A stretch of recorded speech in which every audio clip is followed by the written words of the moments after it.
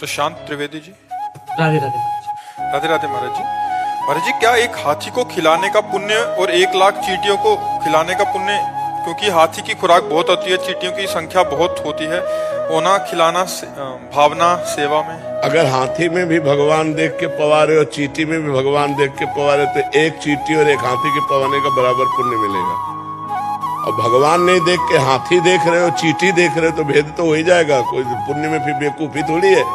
चींटी तो एक दाना से तृप्त हो जाएगी, उसके लिए 1 कुंतल भोजन चाहिए। दोनों में भगवान देखकर यदि दे रहे हो कि हाथी में भी वही भगवान है और चींटी में वही भगवान, तो पुण्य बराबर। और हाथी को हाथी देखकर चींटी को चींटी देख के तो पुण्य में घाटा। हाथी के पवाने का हाथी का फल मिलेगा और चींटी के पवाने की चींटी का फल मिलेगा। बात समझ में आ रही है? निर्णायक चतुर है। एक हाथी को खिलाते तो 1 आत्मा को पुण्य मिलता, और 10 लाख चींटियों को खिलाते 10 लाख आत्मा। हमारी बात नहीं समझे। 10 लाख आत्मा है ही नहीं। 10 लाख घड़े रखे हैं और एक सूर्य का प्रतिबिंब पड़ रहा है, तो 10 लाख सूर्य हो गए क्या? तो 10 लाख आत्मा है नहीं, आत्मा तो एक है, वो सब में प्रकाशित हो। चूंकि हम ज्ञान में है ना, इसलिए समझ नहीं पाते।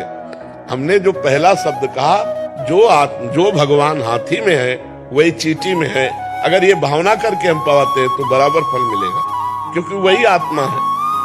आत्मा 10-20 नहीं है, आत्मा 10 लाख नहीं है, आत्मा एक है। देखो, अब आपसे कहें कि ये 5-7 बिजली है, आप हमको क्या कहोगे?